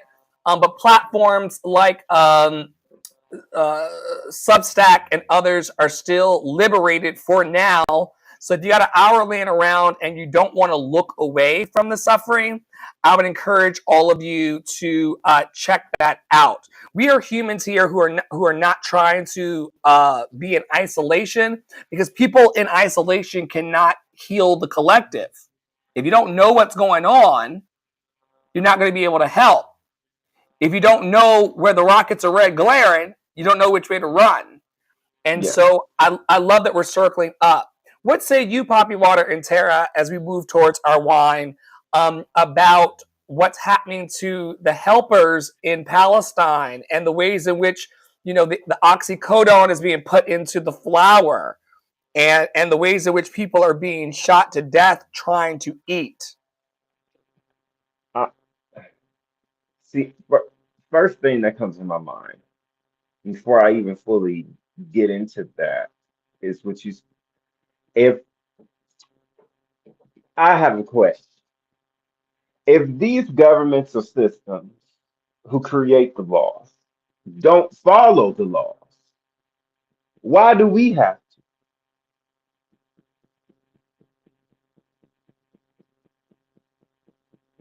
They show by example that the laws mean nothing to them until it's time to put us in our place. We learned a long time ago, to your point, that the rules don't apply to everybody. So why do they apply to me? If I'm being honest, open, willing, and available, if I'm not causing any harm, why should I walk around with my tail tucked between my legs as if I'm, off? That part. And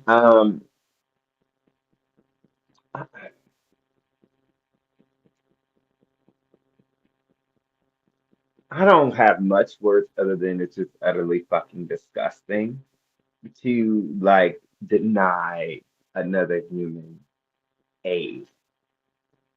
Because I promise you right now, if all of our government officials were in the White House and they collapsed on top of them, they wouldn't want nobody stopping nobody from coming to get their asses from underneath the rubble. Child, when the insurrection happened and all of their bitch asses when were they was under in the there desks, saying Nancy, where you at, Nancy? They was mad as hell at Trump and the administration, everybody. They was mad. Why was there no one coming in to help us? Why were they allowed to be in there for so long? Everybody wants help, but these people don't want to give help. I just think they want to see what they can get away with. They humans don't feel connected to people these days The average, I don't even like saying that because it ain't so true. Because the voices that they push to us, because these algorithms be lying, y'all. The average voice that they push to us is not concerned about people that they cannot see in their peripheral vision. They don't feel connected to them. They pushing this ideology that what happens to them does not happen to you, which we know firsthand what happens to them happens to us. They've been testing out. We're gonna try it overseas. We're gonna see if we can infringe on people's human rights overseas. And then we're gonna try it right here in the States. We're gonna do your neighbors first. And now we're gonna try you. It's it always it that and that's what's what's their name? That's what you call it meant when they it's the whole country, child. Trump just bombed them innocent people, child. Iran. Iran. That's what the even though that tweet is not even from their government, it's like a commentary account, but it was saying that everyone is going to feel it because we all feel it. When the world goes to war, we all feel it. Jesus Christ. I just don't. And the fact that they use Jesus to justify this. Yeah, I They're mean psychopaths. the fact that they're harming people and then praying in tongues about it. Strange fruit, folks. Very strange fruit, and it's nothing new. All right, I Spiritual didn't know bypassing. as fuck. Spiritual bypassing as fuck. I didn't know how to package this next segment that we're going to do. I didn't even split it into pieces. Tara asked me before we walked into tape today, why did you put this all under the same thing? I didn't even know where to put it because I was so overwhelmed by the fact that I didn't even know what happened. You may be listening on our podcast over on Spotify, Apple Podcast, Android Podcast, Stitcher, iHeartRadio, all the spaces, Substack Podcast, YouTube video. You know, we got pretty faces, so why hide them, right? So wherever you're sourcing this shit, just know that I was 41 years plus however many days old when I realized that Mother King, the mother of Martin Luther King, was assassinated. And y'all can take my black card if you want to, but I had no fucking clue I know. that Mother King was assassinated. And here's the tea. And hopefully, yeah, let's see. As a mother, Alberta worked diligently to instill a sense of self-respect with her 3 children. King remembered his childhood as one of harmony, spent in a very congenial home situation with parents who always lived together very intimately. King Jr. maintained a close relationship with his mother throughout his life, writing to her from the Connecticut tobacco farm where he worked during the summer while a high school student. He requested, "Mother dear, I want you to send me some fried chicken and rolls." That's what my daddy asked for Christmas one year. It's a notorious story in our family, Tara. I'm not sure if you knew about that my dad asked for chicken, a fried chicken and a loaf of bread for Christmas one year, and I wouldn't mind Popeyes right now. 4 years later, as a first-year student at Crozer, okay, Texas Pete, he wrote his mother, "I met a fine chick in Philly who has gone wild over the old boy. Although her soft-spoken nature compelled her to avoid the publicity that accompanied her son's international renown, she remained a constant source of strength to the King family, especially after King Jr.'s assassination." Now, check this out. This is the tea. In 1974, as she played the organ during Sunday services at Ebenezer Baptist Church, Alberta Williams King was shot by Marcus Chenault, a 21-year-old man from Ohio who claimed all Christians are my enemies. All right. Alberta Williams King died later that day at the age of 70. I did not know, y'all, that this was happening to the entire family who was seeking to stand up for justice.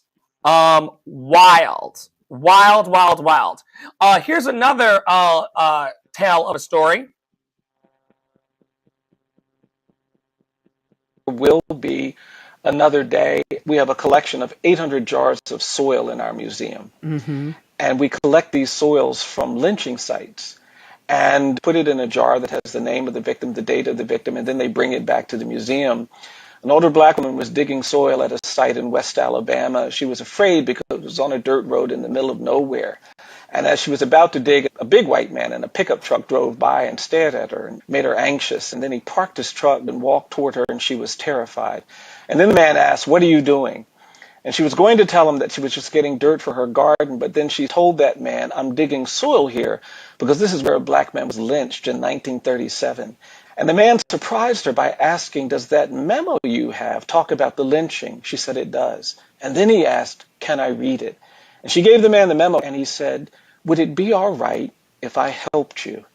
And she said, "Yes." And the man got down on his knees and started throwing his whole body into picking up the soil and putting it in the jar. And she went from fear to relief to joy so quickly she couldn't help it. Tears were running down her face. And they kept digging, and they were getting near to filling the jar. And she looked over at the man, and she noticed that there was a tear running down his face.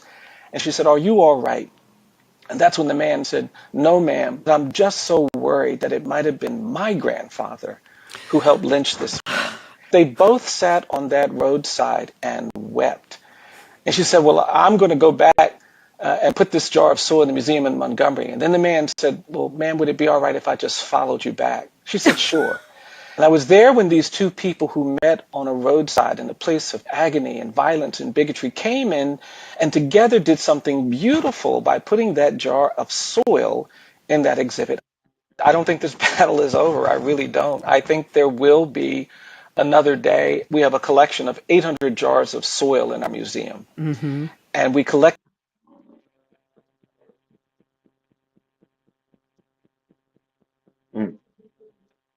I'm moving quickly through this material in the interest of time and our wine and Uno party, but I did want to take a point of personal privilege for our host today. And Poppy Water is praying for the ancestors, apparently. I wanted to, as he does, and that's completely cool. I got to play this video, Tara, because I'm a black man here, and I love black people, and I'm pro-black. I'm called to all of humanity, but I'm really called to the least of these, which is what Jesus said. And there's one more that I want to play because thank you, Tony. We're pretending like this doesn't happen. And like it's not happening, but it is. I'll share with you a very disgusting pattern. Yona Lubrin, Orlando, Florida, found nearly naked and hanging from a tree, ruled a suicide. Denoris Richardson, Colbert County, Alabama, found hanging from a tree, ruled a suicide. Lennon Lacey, Bladenboro, North Carolina, found hanging from a tree, ruled a suicide. Robert Fuller and Malcolm Harsh, both found dead in the state of California, hanging from trees, and ruled a suicide. And now most recently, Earl Smith, Albany, New York, found hanging from a tree and ruled a suicide. Those 6 names that I just listed make up only a very small fraction of the amount of black men, women, and children that have gone missing over the decade since the 50s out of all the methods of suicide, with the most common being a self-inflicting gun wound. You're telling me that it's only ever black people that decide to take their own life using rope outside? I will never believe that. The victims' families will never believe that. The black community will never believe that. And as the police continue to play in our face for years to come, as the most ignorant of people will continue to call us victims and say we're playing victim, I hope that this message gets out to the right people to recognize that this shit is real. Modern day lynchings are very real, and they have no problem continuing to rule it a suicide when these literal people, these human beings, are being found hanging 10 feet off the fucking ground with zero news coverage. And let me be clear before I make the following statement. I do not wish this on anybody. That being said, let it be one white man or one white woman found hanging from a tree, that amount of attention and news coverage would surpass Gabby Petito. For this upcoming 4th of July weekend, people, everyone, please be safe. Keep in contact with your family members, your friends, your circles. Keep them updated with what you do throughout the weekend, because you never know what you might end up in. Frankly, again, you don't know what people are capable of. Be safe Have a good weekend.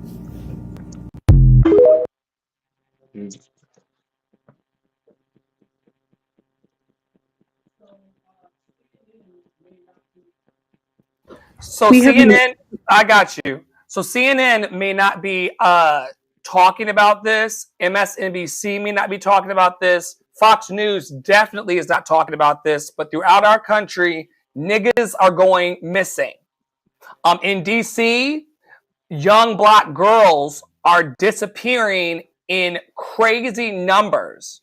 And while the other networks may not be talking about it, 35 young women disappearing in like the last month. They've had to call the police chief to the carpet for this because nobody wants to talk about the black lives disappearing. And I love all of humanity. You know, if I could go up for Ukraine and those pasty white people, then I'm definitely going to speak up for the black people. Once again, I didn't know what else to call this segment beyond Mother King because it is some full on bullshit. Last one in this section. I want y'all to think about this and why these things are the way they are. There were approximately 12,000 ships that brought 12.5 million Africans to the Americas. So you got 12,000 ships. Mm-hmm. What I realized was that I could not tell you the name of a single one of those ships growing up, but I could tell you about the Mayflower, I could tell you about the Titanic, I could tell you about all these other ships that were considered important, but I couldn't name one of those. One of 12,000. That didn't feel right to me. So it's the first stat. The second one, and this is the one that sits heaviest on my heart, I learned that there were 1.8 million Africans who died just in the crossing from Africa to the Americas. We're not talking about the number of people who died once they arrived and were enslaved. Just in the transition. I didn't know it was 1.8 million people. That's a lot of people. Yeah. I was like, where the memorial? Who's honoring that enormous loss of life? I was like, there are chapters of history that are just missing. So this work felt really important to me to be a part of.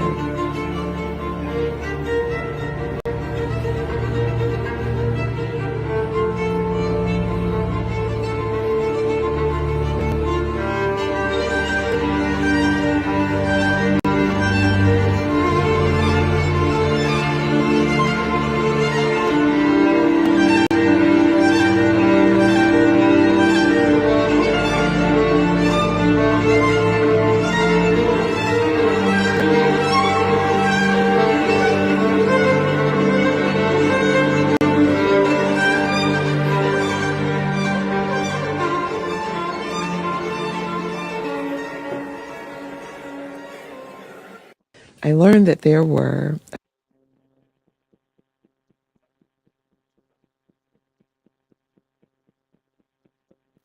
Girl, There's a baby theme girl. there. Go on, Poppy. Undocumented or underreported or buried history surrounding loss of Black life, of the life of African people, from Dr. King's mother down to the lynchings, down to those that didn't make it during a transatlantic genocide. I think it's just a disregard for our lives, a disvaluing of our lives all the way across and around the board. That King's mother being around them, trying to constantly suppress a regeneration of a movement. They didn't want anybody from that family inheriting his because there's documentaries on it. I don't know how they did. It was brushed over, I believe, in the Betty and Coretta um, movie that they made. I think Mary J. Blige played in, child. Spicy chicken, fresh lettuce. Crispy chicken. Oh, crispy chicken. Sorry. Okay. Crispy chicken, fresh lettuce. Clearly, Flo is putting spicy on his chicken tonight, child. Clearly, I'm glad I got 2 bottles of hot sauce in one trip. Hot sauce is love, and love is hot sauce. Don't y'all ever forget it. Go ahead, King. I'm sorry. I couldn't. Love Every is time I hear about spicy. Mary J. Blige, I think about that little dance she does and that McDonald's crispy chicken commercial. The front, she ate that up, and people was eating that Burger King. It was Burger King. We're gonna help Dr. Phil along. And but yeah, they were killing off and intimidating members of the King family because they didn't want him to inherit the social power that he had. They didn't want a new uprising to start because you had Betty and Coretta coming together to for movements in ways that people hoped and prayed for Martin Luther King and Malcolm X to do. And you have their wives and the legacy coming together in a way that they could not have. I believe one of those women were burned alive in their home with the children, the grandchildren. So there's that it's fear of us moving and moving along. And then you have the hate and the fear of us becoming better.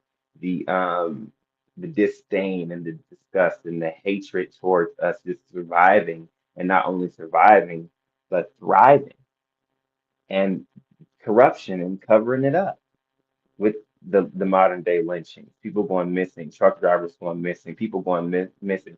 I had someone who I was social. We weren't friends in like where we talked on the phone, but we were social media like friends in that sense. Went missing on his birthday and was found by a river barefoot. And they tried to somehow deem it as a suicide when it looks like and described as if he was chased. He ended up towns over, went missing in Houston, Texas, ended up multiple counties over, barefoot, near a creek. Like, what is happening? Um,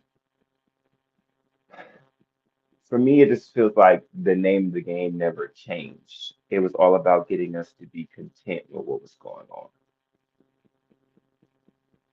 Not only And content, King, but also scared of rising up socioeconomically, rising up in our education, rising up in our power. We're going to be doing a series or a segment. I'm calling in a bunch of amazing minds. One is watching in the audience right now. I'm not going to give her up because she's sitting there and she's loved and lovable and awesome. But we're going to be having conversations soon around Black excellence, and how Black excellence was what they used in order to scare us in exchange for the Black power that we had. All of this is intimidation using one of the oldest tactics in the book, fear. They don't want movements growing. They want us to be scared of how awesome we are. They want us to believe in this myth called white supremacy.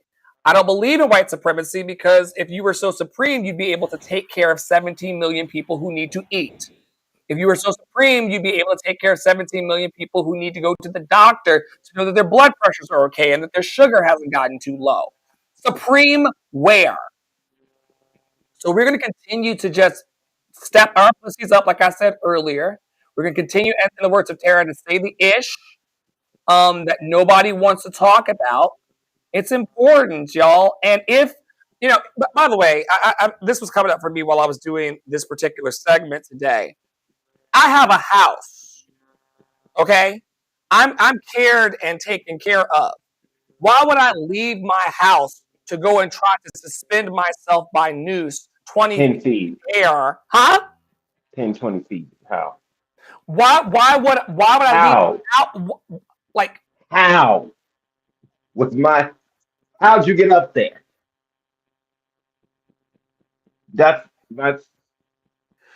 so you're warning me, it's wanting me to stand up and move a little for 1 minute because I've been sitting in this podcast forever. So I'm going to get my move. I'm going to close my move ring, y'all, while I'm standing here. But like, how in the world is it possible for us to actually believe that these things are happening? We don't believe that it's happening. It's fear mongering, it's intimidation, and it's happening to everybody. Trust me, folks, I'm no racist the way y'all try to paint me. Dr. Racist, Dr. Anti-Semite, Dr. whatever. That's not my story. That's not my story because I know poor white people in this life who have it just as bad as everybody else. This is class warfare. And they try to scare and intimidate everybody. And we're really going to need to come together, especially in these times. Speaking of come together, we are calling the Love and Action Network for a ceasefire now. Ceasefire in our hearts, ceasefire in our minds, ceasefire in our body temples. I've had to call for a ceasefire over the last 72 hours because everything on the news and everything in the feeds is trying to scare and intimidate all of us. And I just don't want to go with it. I just don't want to go with it. There is a thing that Poppy Water calls spiritual warfare. Subconscious warfare. The propaganda that's trying to make us be at war with each other. I don't want to buy it. What are y'all calling a ceasefire to in your own lives? I'm calling a ceasefire to myself. I'm calling a ceasefire on me firing on myself and my confidence and my ability to speak out. I'm saying no more to believing in the fear politics. Okay, no more believing that I, as solely one person, have to save the world because that doesn't work. I'm also calling out no more a ceasefire now. Let's cease the putting the entire backs of liberation movements on one person. It makes it easy. It makes them a target. It makes it easy to snuff out a movement, to kill off a movement, putting the entire backs onto one people. If everybody moves with as much vigor towards liberation, we'll get somewhere. Of course, I'm calling for a ceasefire in Gaza. I'm calling for a ceasing of the exploitation of African children in the Congo. Free the Congo. I'm calling for a ceasing of the burning of the Amazon. Free the Amazon. I'm calling for a cease and lack of care of the water crisis in Flint. Handing out Brita filters and everybody's not getting one is not doing enough at all. Hell, my water's brown. I'm just blessed it's drinkable. What are we doing here, people? Y'all can figure out how to, and I'm gonna end like this. We have a government that will put money towards figuring out how to put water on Mars, but we can't get water in Flint. But y'all can find water on Mars and figure out how to make it rain on it. It's a lot to think about. Maybe the Martians will appreciate it. Because they say Whitey on the moon. Now it's Whitey on Mars. I yield. I can't even entertain those conversations about finding life on Mars or colonizing Mars and things like that when there's so much suffering here. I've always said it, especially recently, what the ruling class lacks is empathy. And I will not stop saying this until I draw my last breath. And it won't be from a suicide in a park somewhere. Okay? They lack empathy. They danced today at the Capitol to YMCA after sentencing millions of people to death. And I don't think it's cute at all. I will never think it's cute. That lack of empathy is going to ripple into everything. Tara, what are you calling ceasefire on? I'll be short and brief because I say it a lot. Ceasefire now, in our hearts, in our minds, and the world over. To add to Poppy's list, free Palestine, free Congo, free Sudan, free Haiti, Hawaii, all of the places that have been colonized. One of the people that sometimes we bring on the pod to watch is Ismatu, and Ismatu is doing a lot of work in Sierra Leone to bring work and money and books to schools there. And doing so through bags of rice, which are affordable. And so if you're interested in checking that out, please check out Ismatu Gwendolyn on any platform. It's ISMATU, Ismatu. And so that's is another thing that I want to call attention to. Of course, free the Uyghurs, end that genocide.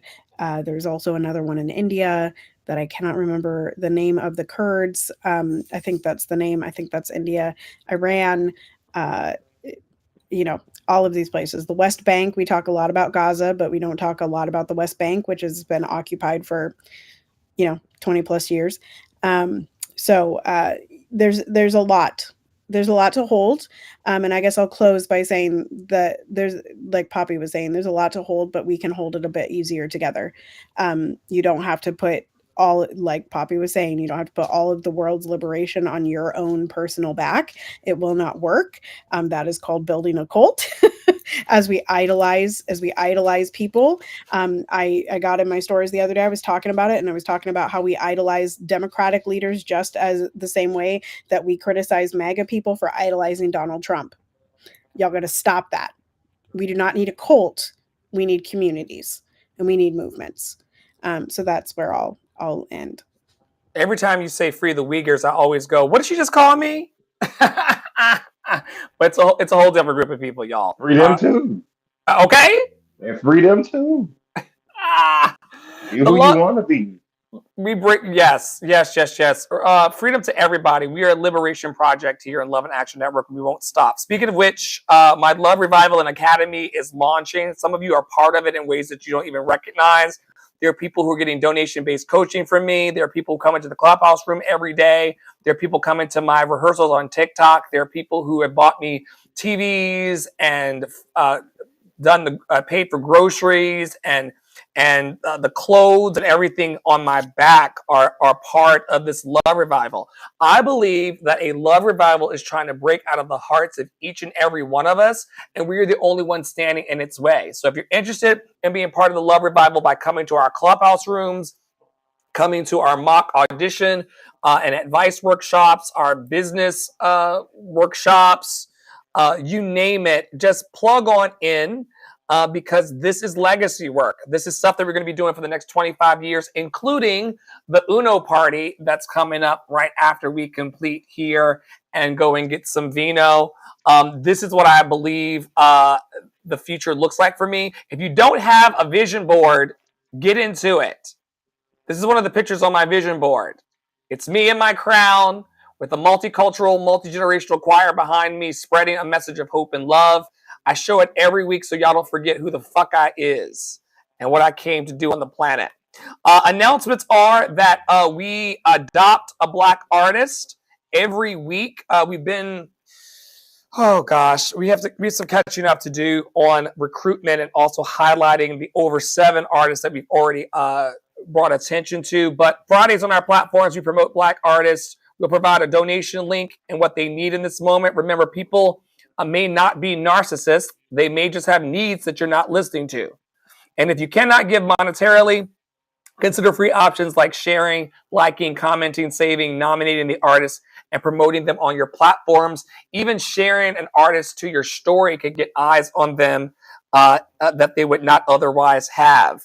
I'm also hiring for the Love Experience. Be part of something bigger than yourself as we unite the talents of diverse artists to celebrate the power of love through music, theater, and art throughout the country. We're seeking venues. We're seeking singers, dancers, beatboxers. I would love to talk to magicians. I would love to talk to on-air talent. I would love to have y'all call in to the website at lovedandlovable.bio.link and leave a message of hope that we can play on our social media platform.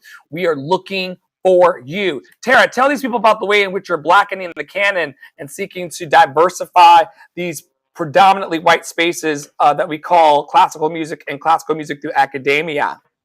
Yeah, I'll be quick. We all have a role to play in the revolution. We all have a role to play in creating the world that we want to live in together. And this is my chosen way. And I believe it will make a difference. I believe that everybody deserves to see themselves in whatever type of music or whatever type of art that they are trying to create. And one of those ways is diversifying the canon of the way in which we train singers and train instrumentalists. And I think one of the easiest ways is by having Black composers on the docket to choose from instead of all the dead white men that we consistently sing. And I think pushing from that angle will change the industry as a whole, so that instead of getting lots of shows on Black trauma, we actually get shows on Black joy, and we get intersectional shows, and we get celebration of Black love and the nuclear family and the not nuclear family, and just these really beautiful things that can be showcased inside of classical music, that I think we're really doing a disservice to at this time. And I think it will be helpful to open up many doors to many, many groups of people. And whether you're the one showcasing or being showcased, you deserve. That part. And if you're interested right now, there is a WhatsApp community. And then also I will be putting out an album. It will come out in July, y'all. It will come out in July because I was literally editing some of it while we were on this podcast. So it'll be out in July. Okay, I yield. Yeah, this has been one for the books. We knew it would be because we're looking for hosts like y'all. We've got about 3 more slots on the stage. 3 more slots we have on the stage. So if you're interested in stopping by in our neighborhood and contributing to the conversation, we would love to platform you and your community and what you're working on. We do Roses, Thorns, Needs, and Seeds every day in our community online. So if you've got seeds and you want to talk about it, just shoot us a DM. We would love to have you trained up and coming on a pod. Poppy Water, tell them about what you're offering to the planet. So I do offer spiritual services in various degrees. And by degrees, I mean 30 minutes, an hour, 15, 30 minutes to an hour. I do numerology sessions where using your numerology chart, we can figure out some things and energies as far as what's going on in your life or what you may need or what's coming up for you, as well as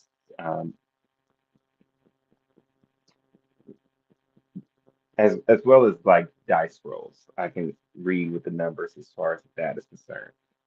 Pulling playing cards as I kind of have some out that I keep shuffling tonight. I read playing cards and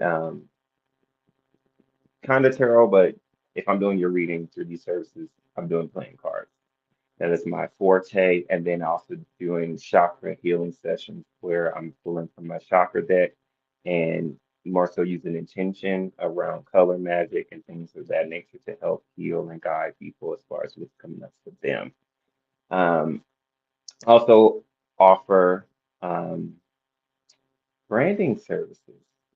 I'm not to the point to where I do full-blown websites, though I can get you everything you need as far as your aesthetic, branding, logo, and design mapped out that you may need for your website. I do logos, I have done album covers, and I have even worked on catalogs for people, like little pieces that one may need to showcase what they're selling on their website and things of that nature. So if you want to get your brand together, you want to move into a more cohesive flow, or you're trying to figure out how to get there, I would love to help and see how that works. It also involves a little bit of intuitive thoughts and color magic and things of that nature. So I'm just here to help. I specifically like to help spiritually inclined people take that next step, and creative people, people of color, we all people of color, child. People of color, marginalized people. But if you don't fit that description, then you move in harmony and your check don't bounce. Okay? Or you want to barter something that of service to me that I need. We can talk. And with that, I like to say I yield. Let's get to the bag, everybody. Because everybody needs something. Speaking of color magic, King, the neighbors call you Pinky. And for those of you who may be listening in, he's dressed in pink from head to toe. Why do you wear pink? What's the color magic behind pink, and why you wear that on lives and in the world so boldly for people who are getting to know you perhaps for the first time? Well, pink is a self-love color. It's frequency of self-love. I also, in looking into color magic and the way that I see it and the way that it appears to me, I don't see red and pink as two different colors. So when you looking at pink as a color of self-love, you are to intensify that and it becomes that red, gold, passion, and confidence when you get the color red. But and coming back to the color pink, is the color of self-love and self-healing. You see pink Himalayan sea salt as being known for having its healing properties and being used in healing work. And people like to have the pink salt lamps and the things of that nature. But I prefer pink because I have to be softer and kinder to myself. And it's a way to remind me to do so and to perform self-care. It's that self, we talked about self-preservation earlier. It's necessary. You have to think about how you're going to make it before you can think about how you're going to help somebody else make it. Tara talks about it. Dr. Flo has mentioned it.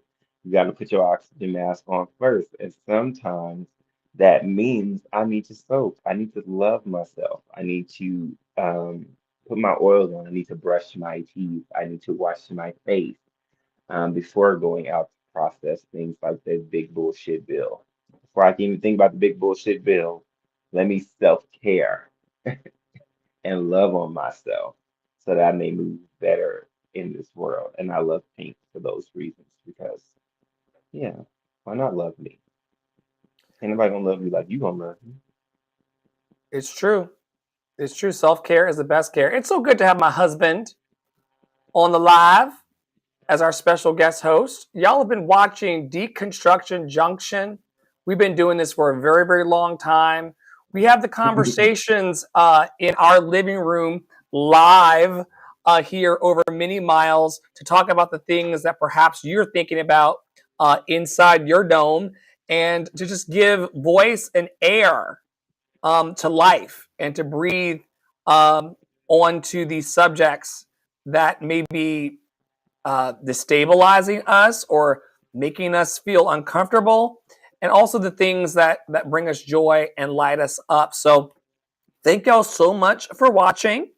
What are your closing thoughts, Poppy Water and Tara, as I take us in reverse? And thanks everybody for watching. What are your closing thoughts, Poppy Water, then Tara, and then I'll close this out. Hold space for joy in your heart. Hold space for sadness. Hold space for grief. Allow yourself to experience all of the emotions that's going to come up in your life. Don't close yourself off to anything. Don't don't make your experience centered around one state of being. There's always good things happening. There's always bad things happening. Allow yourself to be able to hold both and to transition based on how it's needed in the moment. You can be concerned and you can still go out and shake your ass on the bar if that's what you need to do tonight. With that, I yield. Mwah. If the world goes, I'm going at a jubilee. At a jubilee. Come on, Poppy Water. I know that's right. Listen, he told no lies. Okay, we know that to be true. Y'all, I feel like I remind this somewhere in this podcast every single week. You're not alone. You're not alone. You are not alone. You are not alone. You're not alone. Somebody else has the same thought as you. Somebody else is asking the same question as you. Somebody else has the same feeling as you. Somebody else is wanting to have the conversation that you want to have. You are not alone. You're not alone. That's all. We keep showing up week after week because we want to demonstrate what it looks like to take a few hours in your day to talk to your friends in a very visible way about the things that are important to you. And people are not going to know what's important to you and what you love and how you care unless you show up. So taste and see that love is good. Taste and see that we care. Taste and see that you're loved and lovable. You've always been loved and lovable, and you're going to be loved and lovable for the rest of your life. And yeah, we have work, smiles, support, songs, and shenanigans. And we've demonstrated all of those. The shenanigan part was that I needed to take a little snack break in the middle of the TED Talk because my blood sugar was getting low. I knew this was going to be a 2-hour episode, but I just didn't know, like, I wasn't strapped in. We all saw it happen. Y'all go back. It was about an hour and 15 ago, and Flo was going. Because I had to pee, and my blood sugar was doing a number on Grandma Flo, child. I haven't had any water since we started. Well, then let's go get you some water. On behalf of all of us in Love and Action Network, Tara Parolo Studio, Poppy Water 33, myself, Andre, and the Flo. Thank y'all so much for watching. We invite you always to stay in your power, stay in your joy, stay loved and lovable, and we'll see you next week, same time.